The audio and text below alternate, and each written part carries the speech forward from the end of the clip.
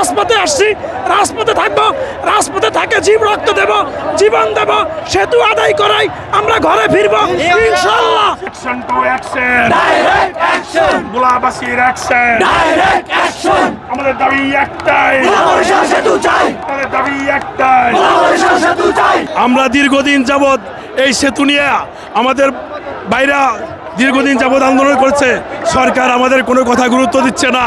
তাই আমরা বাধ্য হয়ে আজকে সবাই একত্রিত হয়ে সেতু আদায়ের লক্ষ্যে ভোলাবাসীর 22 লক্ষ ভোলাবাসীর প্রাণের দাবি। আমাদের মা বোনরা অসুস্থ হয়ে গেলে রাত্রেবেলা আমরা ঢাকা নিয়ে আসতে পারি না, আমাদের 8টার পরে কোনো যোগাযোগ ব্যবস্থা নাই।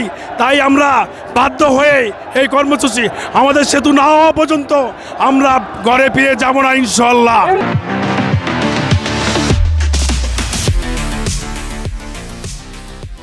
শ্রেষ্ঠ মোস্তফা কামালের দেশ বলা 1971 সালে স্বাধীনতার যুদ্ধে রক্ত দিয়ে দেশ স্বাধীন করেছেন, দেশ স্বাধীন করেছেন।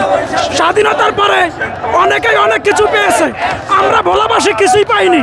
আমরা আমাদের অধিকার থেকে বঞ্চিত হয়েছি, আমরা শিক্ষা ব্যবস্থা থেকে বঞ্চিত, আমরা যোগাযোগ ব্যবস্থা থেকে বঞ্চিত, আমরা স্বাস্থ্য ব্যবস্থা থেকে বঞ্চিত।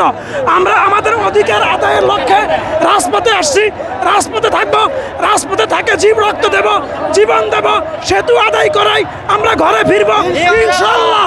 আমরা রাজপথ ছাড়ছি না। স্বাধীনতার পরে আমাদের সাথে বৈষম্য করা হচ্ছে, আমরা অধিকার থেকে বঞ্চিত হয়েছি, আমরা আমাদের অধিকার আদায়ের লক্ষ্যে রাজপথে এসেছি, রাজপথে আসতে বাধ্য হয়েছি। এই দেশের সরকার রাজপথে আসতে আমাদেরকে বাধ্য করেছে, আমরা রাজপথে আসার ইচ্ছা আমাদের ছিল না, আমরা রাজপথে আসতে বাধ্য হয়েছি। আমরা আশা করি সরকার আমাদের দাবিগুলো অতি বিলম্বে মেনে নেবে, মেনে নেয় আমাদের ভোলা-বরিশাল সেতু দিয়ে আমাদের যোগাযোগ ব্যবস্থাকে উন্নত করবে ইনশাআল্লাহ।